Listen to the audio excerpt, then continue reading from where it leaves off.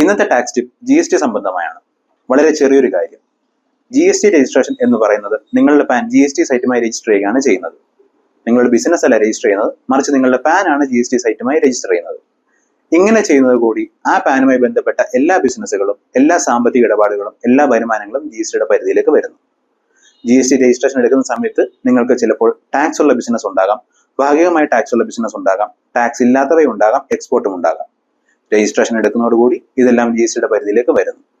Tax അടയ്ക്കണമെന്നല്ല ഇതുകൊണ്ട് ഉദ്ദേശിക്കുന്നത്, ഇതെല്ലാം GSTയിൽ ടേൺ ഓവറായി കണക്കാക്കുന്നു എന്ന് വേണം മനസ്സിലാക്കാൻ. GST രജിസ്ട്രേഷൻ എപ്പോഴാണ് എടുക്കേണ്ടത്?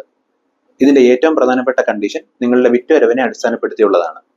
നിങ്ങൾ സേവന മേഖലയിൽ പെടുന്ന ആളാണെങ്കിൽ 20 ലക്ഷം രൂപയും ചരക്ക് ഉൽപ്പന്ന മേഖലയിൽ ഉള്ള ആളാണെങ്കിൽ 40 ലക്ഷം രൂപയും കടക്കുമ്പോഴാണ് GST രജിസ്ട്രേഷൻ എടുക്കേണ്ടത്. പലപ്പോഴും കണ്ടുവരുന്ന ഒരു പ്രവണത, GST എടുക്കാതെ ബിസിനസ് ചെയ്യുന്ന ആളുകൾ അവരുടെ അക്കൗണ്ടിൽ വരുന്ന ടോട്ടൽ ക്രെഡിറ്റ്, പ്രത്യേകിച്ച് ഗൂഗിൾ പേ, മറ്റ് ഓൺലൈൻ പ്ലാറ്റ്ഫോമുകളെല്ലാം ശക്തമായ ഈ കാലഘട്ടത്തിൽ അവരുടെ അക്കൗണ്ടിൽ വലിയൊരു തുക ക്രെഡിറ്റ് വരികയും അവർ GST എടുക്കാതെ അപകടത്തിലാവുന്ന കേസുകൾ ഒരുപാട് വരുന്നുണ്ട്. നിങ്ങളുടെ വിറ്റുവരവ് ഈ പറയപ്പെട്ട ലിമിറ്റുകൾ മുകളിലാണെന്നുണ്ടെങ്കിൽ നിങ്ങൾ നിർബന്ധമായും GST രജിസ്ട്രേഷൻ എടുത്തിരിക്കണം. ടാക്സ് ഇല്ലാത്ത പച്ചക്കറികൾ, കാർഷിക ഉൽപ്പന്നങ്ങൾ അല്ലെങ്കിൽ പ്രത്യേകം ടാക്സിൽ നിന്ന് ഒഴിവാക്കിയ ഗുഡ്സ് എന്നിവയാണ് നിങ്ങൾ ഡീല് ചെയ്യുന്നതെങ്കിൽ നിങ്ങൾ GST രജിസ്ട്രേഷൻ എടുക്കേണ്ട ആവശ്യമില്ല. മറിച്ച് ഇതിനോടൊപ്പം തന്നെ ചെറിയ തോതിലെങ്കിൽ പോലും ടാക്സബിൾ ആയ ഗുഡ്സ് നിങ്ങൾ ഡീൽ ചെയ്യുന്നുണ്ടെങ്കിൽ നിങ്ങൾ മേൽപ്പറഞ്ഞ ലിമിറ്റ് ക്രോസ് ചെയ്ത് കഴിഞ്ഞാൽ നിർബന്ധമായും GST രജിസ്ട്രേഷൻ എടുക്കേണ്ടി വരുന്നു.